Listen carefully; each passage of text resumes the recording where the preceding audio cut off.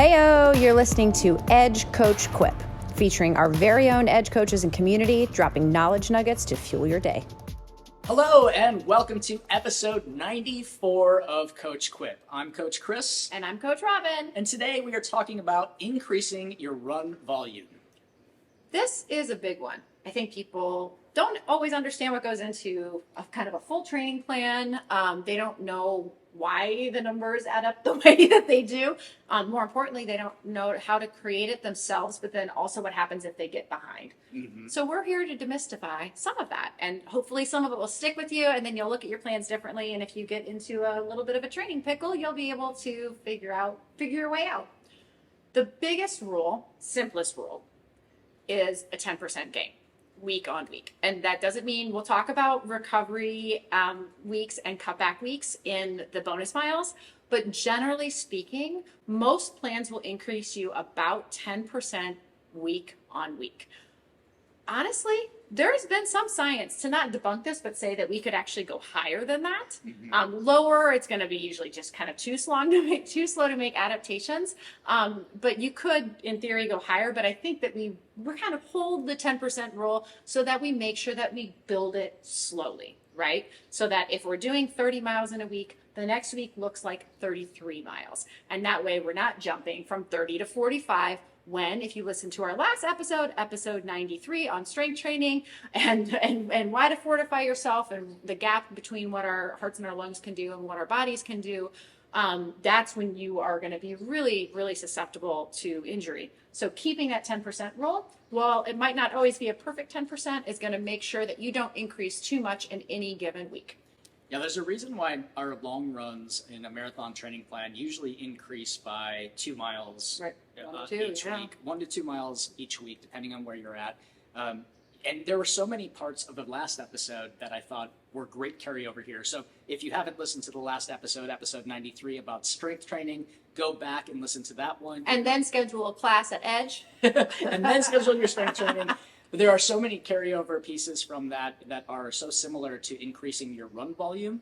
And I think that's so important to take it slow for safety's sake. I mean, it really is a safety issue because we see the injury rates increase exponentially when we make those big gaps. Yeah. That can happen in a training cycle, but it can also happen when coming back from injury or starting a new training cycle. And it's just really important to remember patience. And I always think of things like strength training or even increasing volume safely as insurance, right? The last thing we want to do is get injured and be sidelined, not to mention the cost of being injured and sidelined emotionally, financially, all of time-wise. It's not something we want to do. So think of being diligent about that volume increase as insurance to being able to have a successful season and a successful race. All right, so 10% is our rule for our Quip, but we have a lot more details about safely increasing your run mileage in a marathon training plan coming up in our bonus miles. Stick around.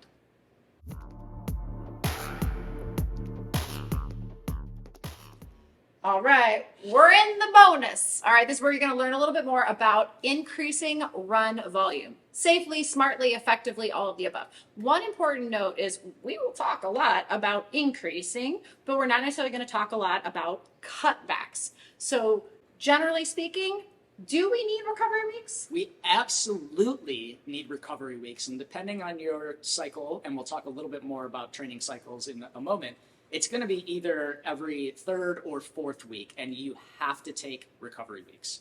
That is not negotiable. As well, you will see tapers and reverse tapers. So a taper is where a 2 to 3, sometimes 4-week period for very long things that we will gradually cut your volume down. And then a reverse taper is after the race on the reverse size where we give you some time off and gradually build you back up, assuming that you're leaning into something that you need volume for. All of those things, recovery weeks, tapers, reverse tapers, they must happen when we're talking about run volume. If you run increasing volume forever and ever, you will implode. It will not end well for you. So to Coach Chris's point, every 2 weeks, every 3 weeks and every 4 weeks, having that cut back throughout the season, very important. Remember this little adage, fitness only actualizes through the recovery phase. So whether that's we're lifting something heavy and we get micro tears, we have to give ourselves time to recover for those muscles to come back together stronger. Same thing holds true with run volume. Fitness, that gain in endurance, that gain in making sure mitochondrial density, all of those things will only happen if we give ourselves this proper step backs we need in volume in order for those changes to occur. Does not mean totally pause on week 4 of recovery week and don't run at all. It means cut it back enough so that we can launch you into that next build phase. That is a super important point, and I feel a future episode about recovery days and recovery weeks coming up during our marathon cycle. But for now, we're going to talk about increasing. So one more time with your catchphrase here. Oh, fitness is only actualized through the recovery phase. Otherwise, it just becomes junk. Okay, now we can go on to increasing our run volume safely. So let's talk about a runway. We often have our marathon training cycles are 16 to 18 weeks, right? What is the difference between a 16 and 18 week cycle, and would you do a longer cycle for someone? Yeah, you absolutely could.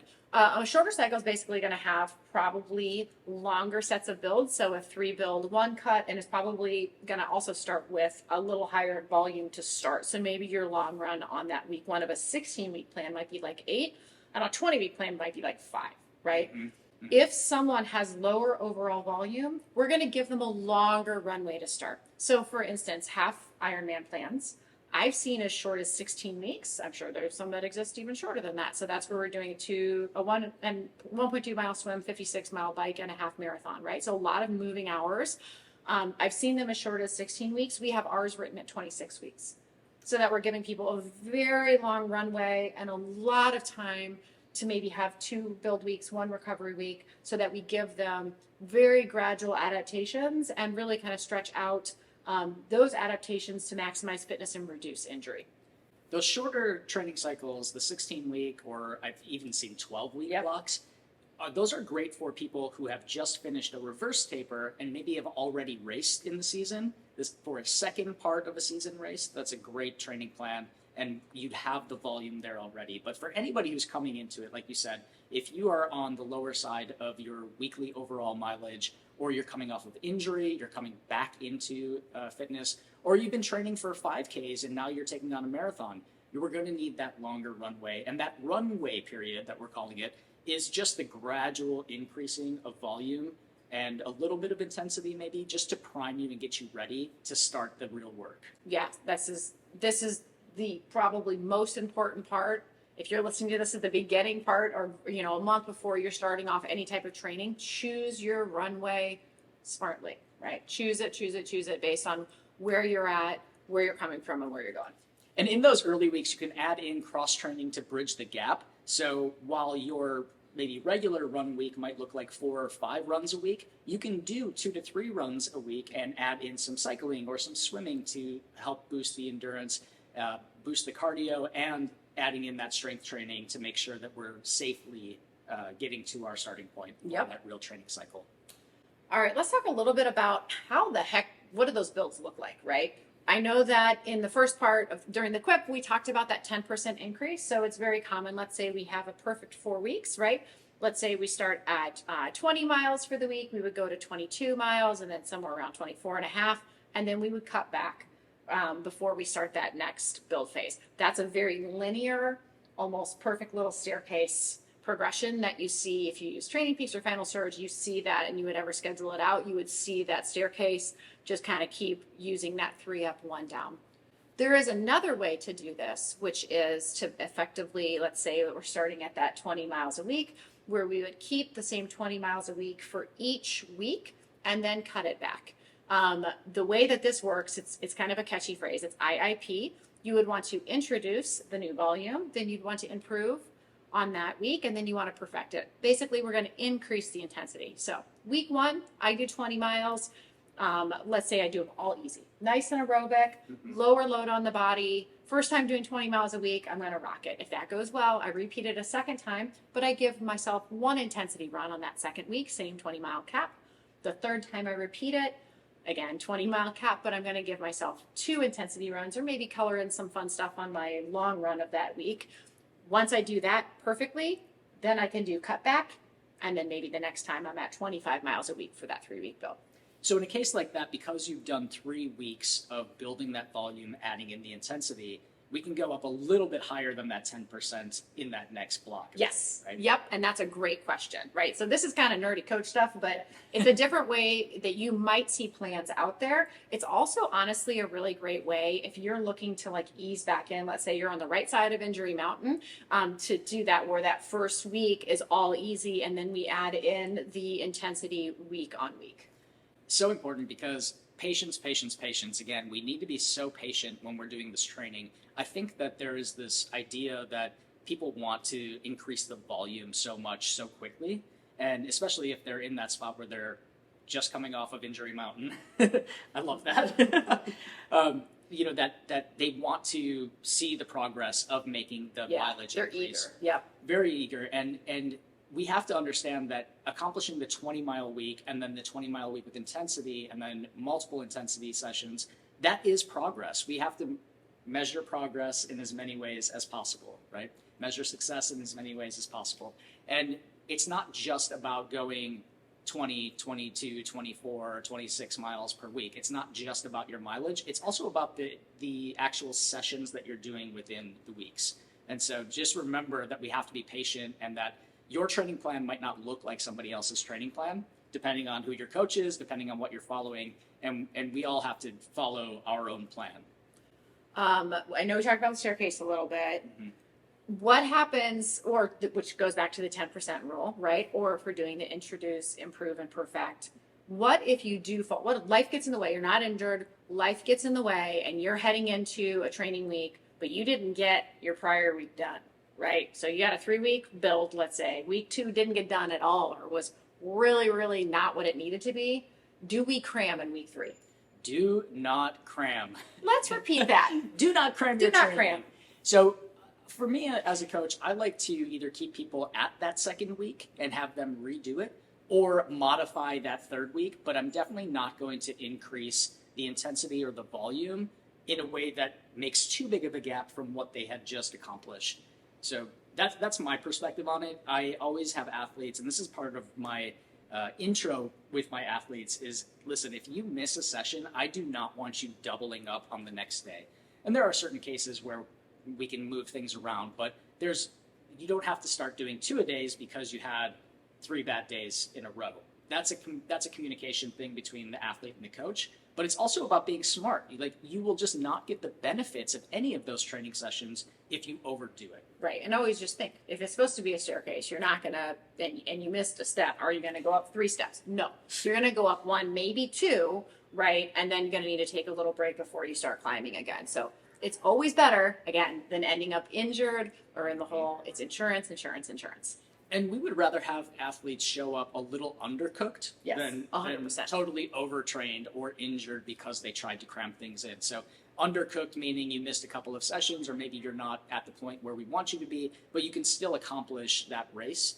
Overcooked is you're not starting, or you're going to be injured when you do it. So that's the perspective that you need to have on that. It's just about being smart.